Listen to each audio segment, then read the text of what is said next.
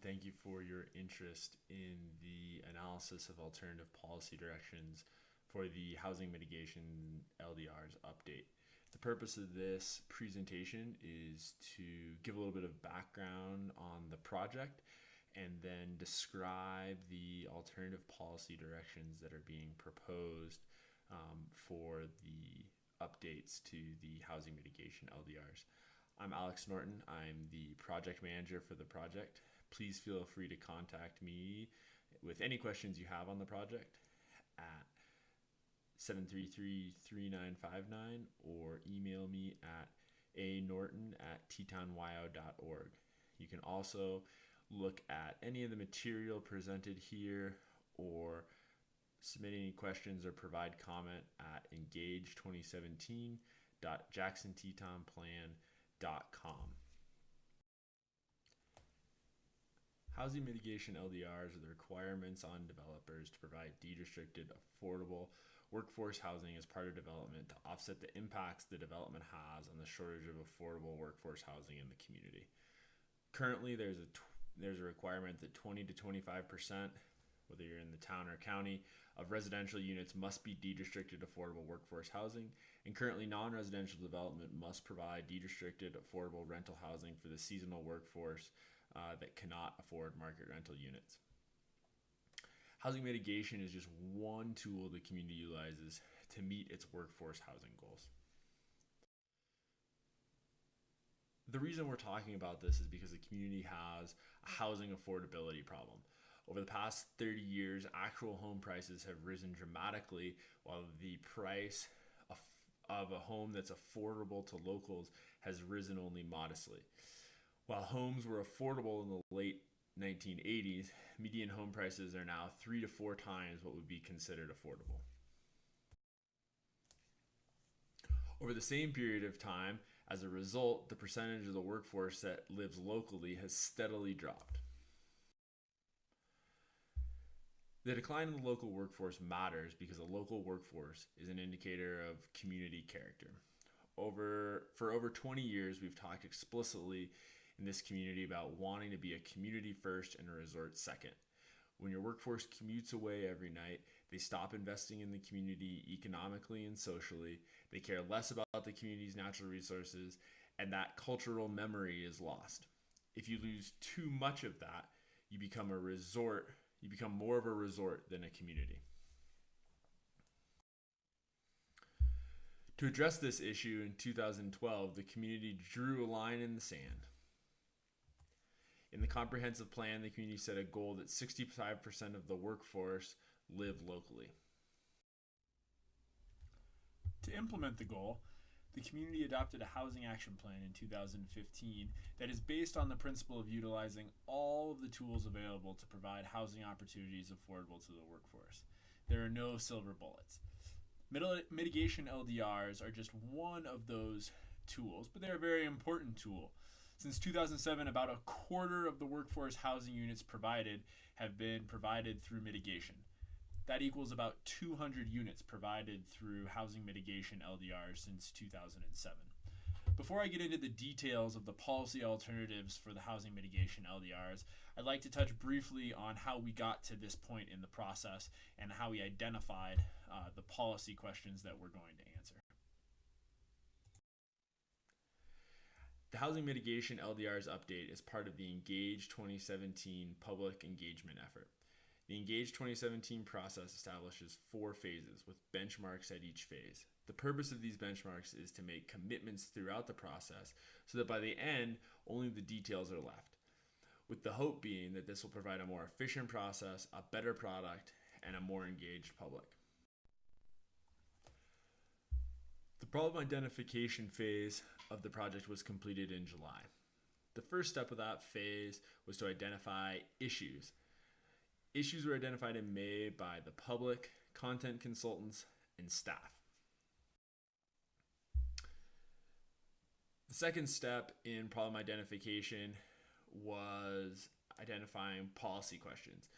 With the issues identified by the public consultant staff to consider, Town Council and the Board of County Commissioners committed to 10 policy questions. These are the questions that must be answered to update the housing mitigation LDRs. They are also the only questions that will be answered through the Housing Mitigation LDR update. We will not get distracted by other topics. I won't go into the questions now because the current phase of the process is to answer the policy questions. Each policy question will be addressed individually later in this presentation through the discussion of the alternative answers to each question, because analysis of the alternatives is the current step in the process. This presentation is only one source of information on the alternatives. You can find a brief written description or a more detailed written description at engage2017.jacksontetonplan.com. Staff will be available to answer questions by email or at 9 different office hour sessions between September 26th and October 5th. The times and locations of those office hours are posted at engage2017.jacksontetonplan.com. As questions come in, staff will also be updating and posting an FAQ document on the website. In terms of providing public comment, we encourage you to attend the community discussion on October 9th at 6 p.m. at the Snow King Grandview Lodge. If you cannot make that or would like to supplement that, you can participate in an online survey or provide comment. That online survey will be available until October 11th. The reason we encourage participation in the community discussion is because it offers an opportunity to actually discuss your ideas and opinions with other members of the community rather than just providing those comments into a vacuum. Following the community discussion, staff and the Planning Commission will make a recommendation on the policy questions.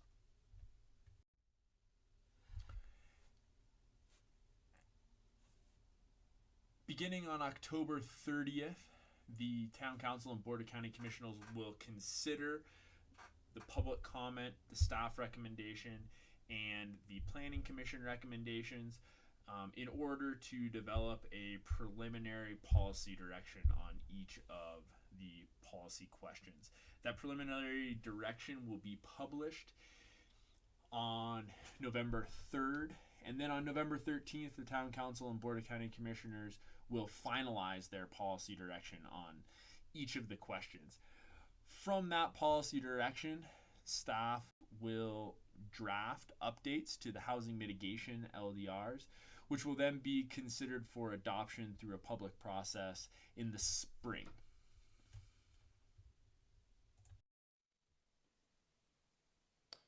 With that, we'll get into the alternatives analysis for each of the policy questions identified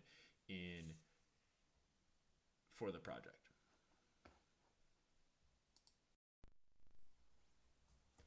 The first policy question to be answered in updating the housing mitigation LDRs is, what segments of the workforce should housing mitigation be for? The workforce can be thought of in 3 segments based on the amount that it works. Year-round full-time employees, seasonal full-time employees, and part-time employees. It's important to realize that year-round full-time employees includes people with a single job, but also people with multiple jobs, such as a dual seasonal employee that works one full-time seasonal job in the summer and another in the winter, or a year-round full-time employee who achieves that full-time employment through multiple part-time jobs. The question is whether to house just the year-round full-time employees or alternative 1B, the year-round full-time employees plus seasonal employees.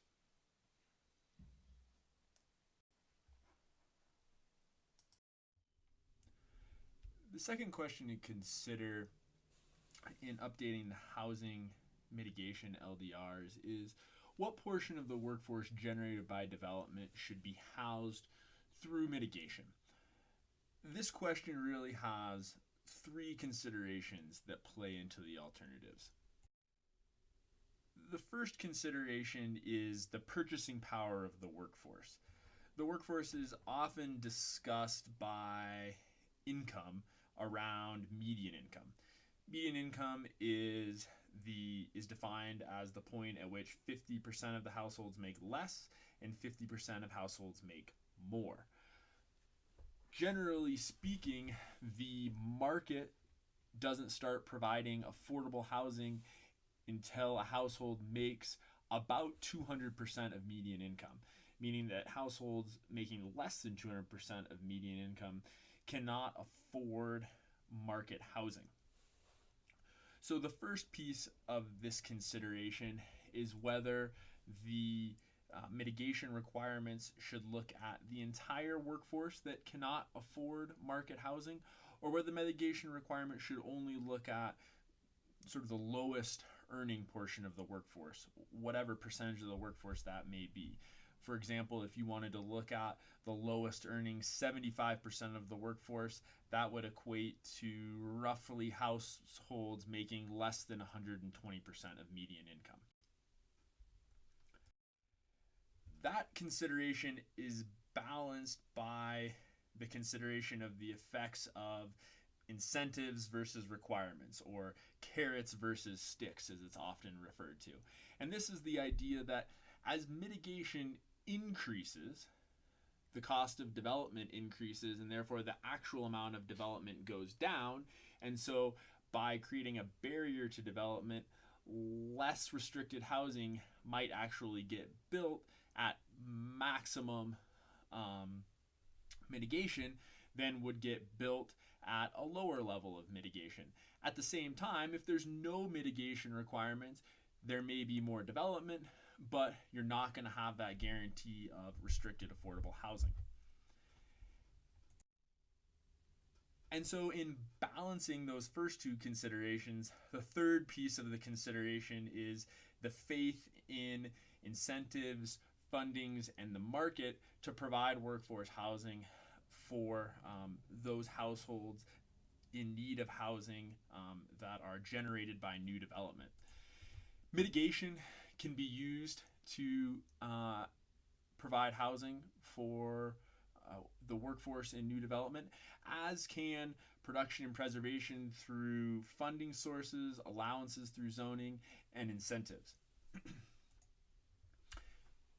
And so whether you are relying on those other tools by only looking at the lowest income level, or whether you are relying on those other tools in order to provide that balance in terms of the amount of requirement you're putting on new development, you're relying on those tools to provide some level of housing, which is fine as long as we consider that those tools are the only tools that can be used to provide the housing needed for the workforce that is filling vacated existing jobs that are vacated through retirement, or existing jobs that make up this existing shortage of workforce housing.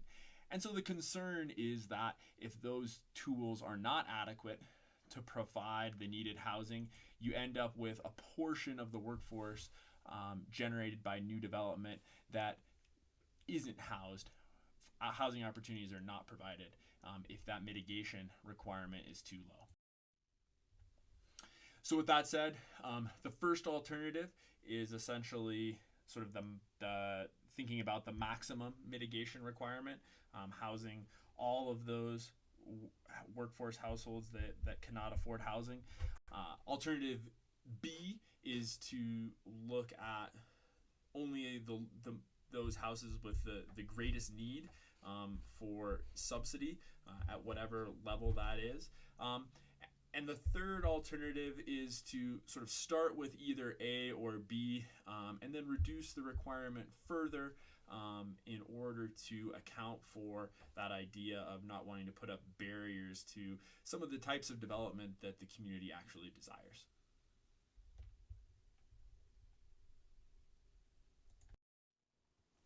Policy questions 3, 4, and 5 in updating the housing mitigation LDRs have been combined. And essentially, as combined, the question is, how should the housing mitigation requirement be imposed? There are two primary approaches to housing mitigation. Inclusionary housing imposes all housing mitigation at the time of residential development, with the theory that the options, the alternatives for when the housing mitigation requirement should be imposed are to move forward with the current approach of inclusionary requirement for year-round employees, and an employee generation requirement for seasonal employees, updating that requirement to reflect local data and applying that requirement progressively through the approval process. Alternative B is to continue to take an inclusionary approach, but include lodging in the inclusionary requirement in addition to residential, with the theory being that it's not just the residents that make up the effective population of the community, it's the residents and the visitors, and so that inclusionary requirement should be spread to the entire effective population. Alternative C is to switch entirely to an employee generation requirement for both year-round and seasonal employees, and apply that progressively throughout the process.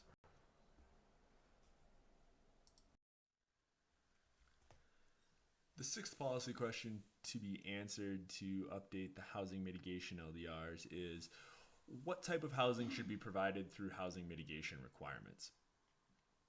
The first alternative is residential units only, with maximum occupancy limits, which is the maximum number of people per bedroom, minimum feature requirements, a bedroom, kitchen, bathroom, storage, and minimum size requirements, the minimum size of a unit based on its number of bedrooms. Alternative B is the same as A, but allows the use of lodging units, but not campsites for seasonal employees. This is closest to the status quo requirement. In the county, we currently allow campsites, but this alternative would prohibit the use of campsites to increase the livability of the units being provided. One issue to note here is that there are building code limitations to the use of lodging for occupancy of longer than 30 days. Alternative C is to use A or B, but also impose maximum size and feature standards. The purpose of maximum standards is to ensure that units provided are livable but not luxurious, in order to encourage households to move into market housing when able. More discussion of maximum standards is in the update to the Housing Department rules and regulations, which is another set of regulations that govern the qualifications and restrictions for deed-restricted housing. Those rules and regulations are also being updated as part of the Engage 2017 process, and I would encourage you to visit engage2017.jacksontetonplan.com for further information on that update.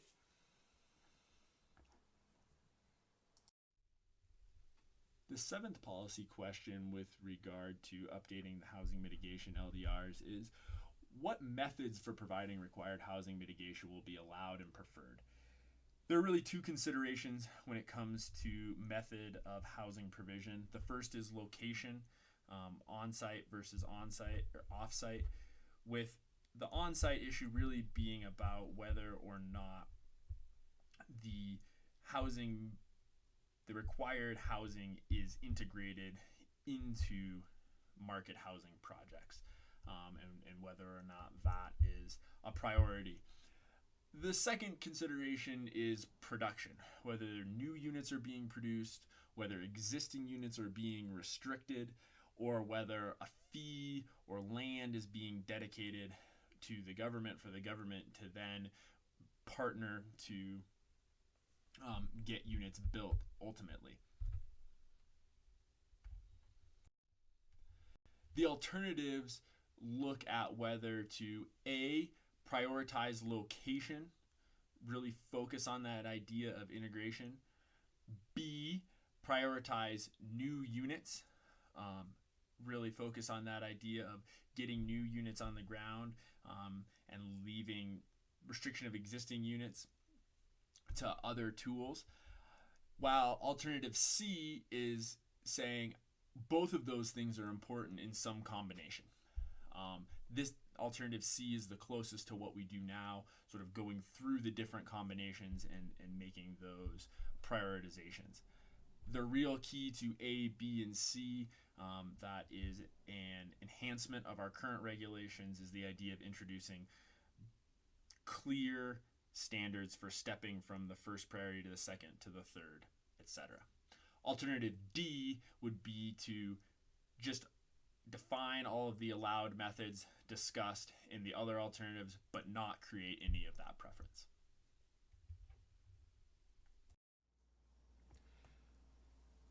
The eighth policy question in updating the housing mitigation LDRs is what type of development should be exempt from the housing mitigation requirements and why. Housing requirements can only apply to new development and must be equitably applied. As a result, existing development that has already been mitigated, and development that has no impact on the community's affordable workforce housing shortage must be exempted. Conversely, exempting other types of development that do not in some way limit impact on communities' housing shortage undermines the legitimacy of the whole program. So identifying the proper exemptions is a balance of removing barriers from the types of development that help the community achieve its housing goals while still ensuring that development is equitably required to provide a fair share of housing. Alternative A represents the minimum exemption of what legally has to be exempt. Alternative B gets into identifying residential units, such as accessory residential units, that are restricted to be workforce housing or in some other way insured to be workforce housing, even if they don't have a deed restriction to be affordable. Alternative C has to do with non-residential development that has a minimal impact and is something that the community wants to encourage occur. Alternative D is all of the above, which is representative of our current regulations that include all of these different types of exemptions. The question is really looking at the details of what types of residential units provide workforce housing even if they're not restricted, and what types of non-residential development are these low impact non-residential developments that we want to exempt to encourage them and because they don't have as much impact. Part of this exercise in the details will be to go through these lists and identify which of these development types that are currently exempt actually still fit into these categories moving forward. This is something that we can do through this phase, or we can do in the next phase of the project as we draft updated housing mitigation LDRs to implement the answers to these policy questions.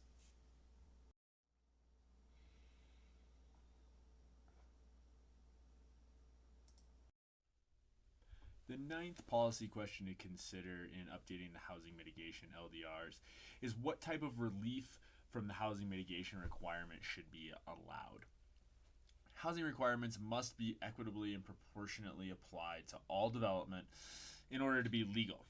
As a result, a relief provision has to be included so that a property with unique circumstances can demonstrate that an alternate calculation would be more equitable to those unique circumstances.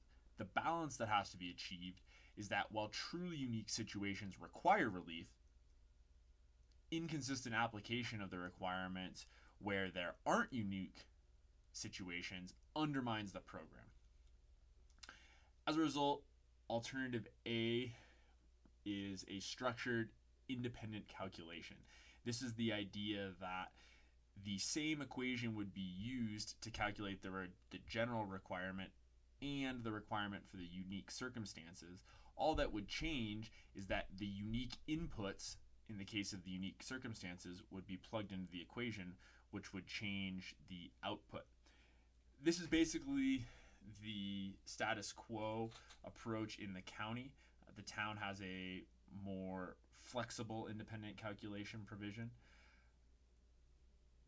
but the calculation would obviously have to be updated to reflect all of the policy decisions made with regard to the other policy questions in the project.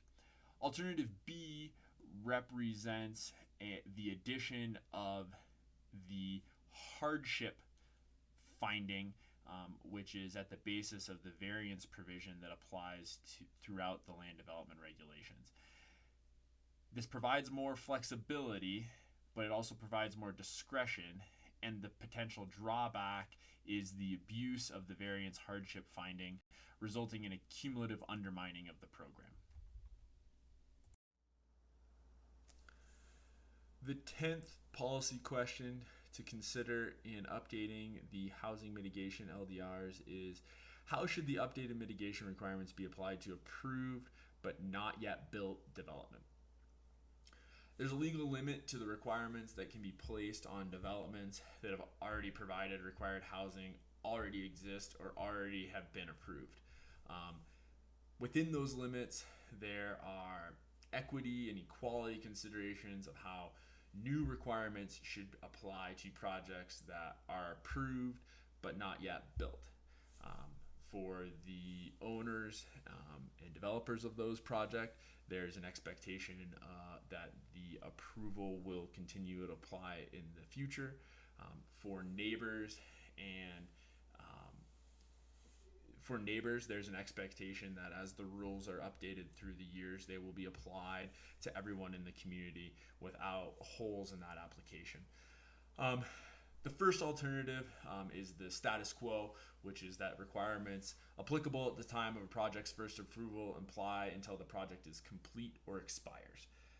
This is how we treat all land development regulations, whether they relate to housing or otherwise, and is consistent throughout.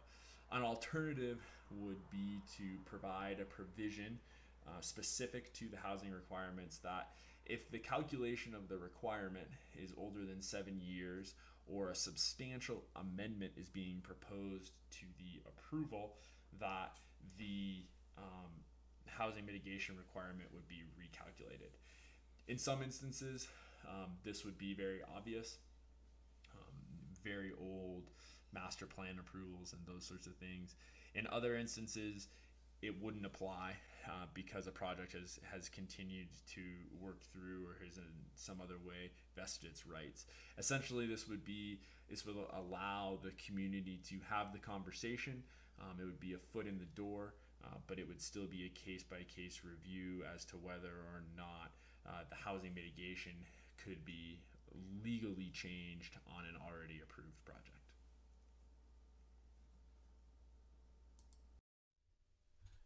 Thank you again for your interest in the housing mitigation LDR update.